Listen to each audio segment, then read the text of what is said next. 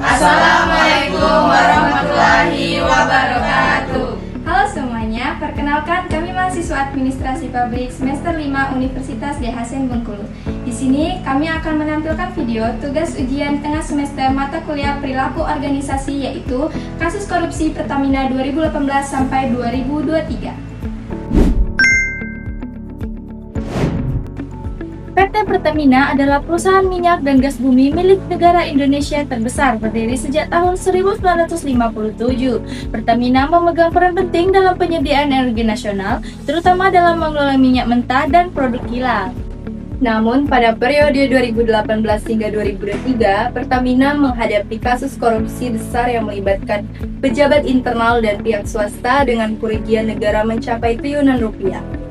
Jaksa Agung RI Burhanuddin menegaskan mega korupsi BBM Pertamina dilakukan sejak 2018 hingga 2023. Tak tanggung-tanggung, dugaan mega korupsi pengoplosan BBM jenis Pertamax ini telah merugikan negara hingga 950 triliun dalam 5 tahun.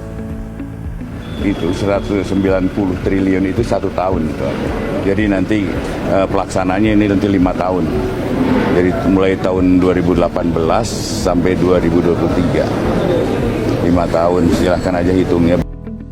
Hal ini, pemerintah menurunkan kebijakan yang mewajibkan Pertamina untuk mengutamakan penggunaan minyak bumi dari dalam negeri sebagai sumber pasokan minyak mentah. Berdasarkan Peraturan Menteri Energi dan Sumber Daya Mineral Nomor 42 Tahun 2018, Pertamina harus mengutamakan pasokan minyak dari kontraktor dalam negeri sebelum melakukan impor. Namun, kebijakan ini tidak dijalankan dengan baik dan sejumlah pejabat Pertamina terlibat persekongkolan yang merugikan negara. Kronologi kasus korupsi. Kasus ini mulai terungkap melalui penyelidikan Kejaksaan Agung yang menemukan sejumlah penyimpangan dalam tata kelola minyak mentah dan produk kilang seperti oplosan BBM subsidi, markup harga pada impor minyak, ekspor ilegal minyak mentah, subsidi BBM membengkak. Dalam pengadaan produk kilang yang dilakukan oleh markup kontrak juga terjadi saat pengiriman minyak mentah. Distribusi BBM subsidi terutama solar banyak terjadi. Fakta kerugian negara. Kejaksaan Agung menyatakan tingkat kerugian negara akibat korupsi ini mencapai sekitar 193,7 triliun rupiah. Kerugian ini merupakan gabungan dari ekspor minyak mentah ilegal sebesar 35 triliun rupiah, pembelian minyak impor dengan harga markup sebesar 11,7 triliun rupiah, kenaikan biaya subsidi BBM hingga 147 triliun rupiah. Tersangka dan penanganan hukum dalam kasus ini, Kejaksaan Agung telah menetapkan 7 tersangka utama. Penetapan tersangka ini merupakan hasil dari pemeriksaan maraton terhadap sejumlah saksi dan barang bukti oleh aparat penegak hukum yang melakukan penyidikan, penahanan, dan mulai proses peradilan.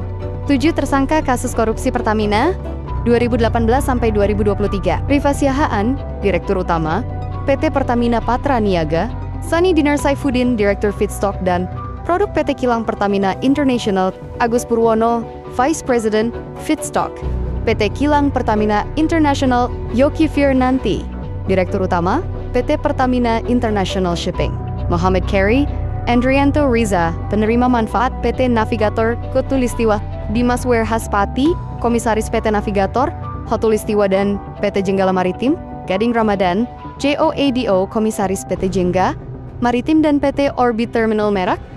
Ketujuh tersangka tersebut diduga memiliki peran penting dalam proses pengelolaan dan distribusi minyak yang menyebabkan terjadinya praktik korupsi besar-besaran. Mereka diduga melakukan penyalahgunaan wewenang, manipulasi harga, serta kerjasama ilegal yang merugikan keuangan negara. Saat ini, seluruh tersangka tengah menjalani proses hukum lebih lanjut untuk mempertanggungjawabkan perbuatannya sesuai dengan ketentuan yang berlaku. Dampak kasus.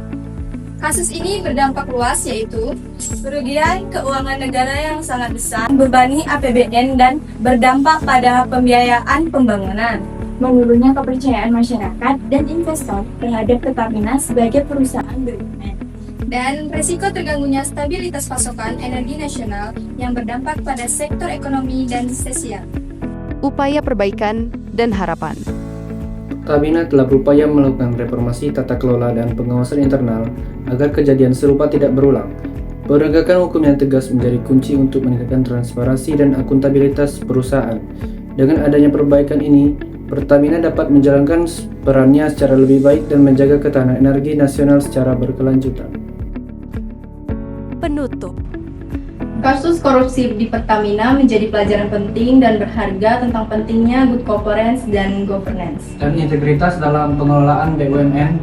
Masyarakat dan seluruh stakeholder diharapkan dapat terus mengawal Reprogras agar Indonesia maju dengan energi yang bersih, andal, dan bebas dari praktik korupsi.